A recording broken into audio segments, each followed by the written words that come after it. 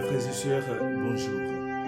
Nous allons méditer ensemble dans l'évangile de Jésus-Christ selon Saint Luc au chapitre 9 du verset 22 au verset 25.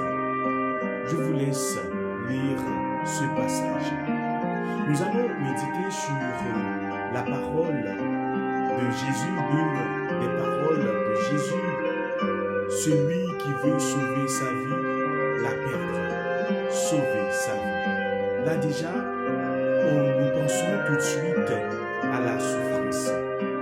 Car la souffrance fait partie de la vie de l'homme depuis la désobéissance d'Adam dans son désir de la connaissance du bien et du mal en mangeant du fruit de l'arbre interdit, le symbole de la création.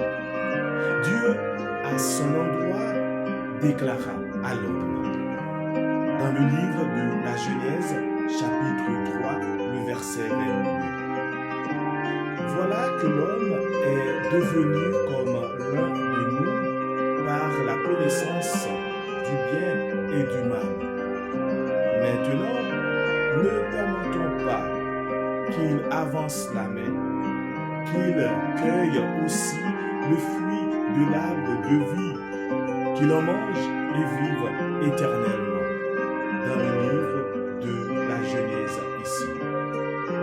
La situation de l'homme depuis lors est devenue une lutte pour la survie. Mais Dieu, dans sa miséricorde envers l'homme, sachant que l'homme ne peut se sauver tout seul, lui a envoyé son Fils unique comme sauveur. Nous voulons parler de Jésus-Christ. Dans le passage de l'évangile de Jean au chapitre 3, le verset 16, il nous dit ceci. Dieu a tellement aimé le monde qu'il a donné son Fils unique afin que quiconque croit en lui ne se perde pas, mais obtienne la vie éternelle, nous dit Saint Jean dans ce passage.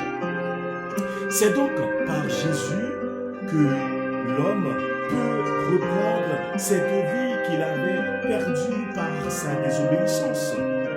C'est une tentative vaine que de penser sauver sa vie en mettant toute sa foi dans le confort que procurent les biens matériels. Quel avantage un homme aura-t-il gagné le monde entier s'il se perd ou se ruine lui-même, déclare notre Seigneur Jésus-Christ. L'homme, pour se sauver et selon la volonté du Créateur, doit accepter Jésus dans sa vie. Et accepter Jésus dans sa vie, c'est accepter aussi la souffrance que l'amour du prochain fait naître dans le cœur.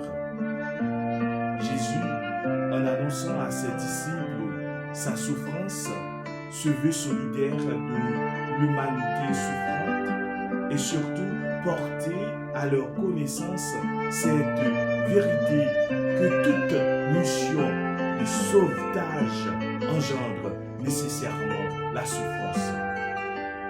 Mes frères et sœurs, c'est pourquoi il leur dit, il nous dit encore aujourd'hui, celui qui veut marcher à ma suite, qu'il prenne sa croix chaque jour et qu'il me suive.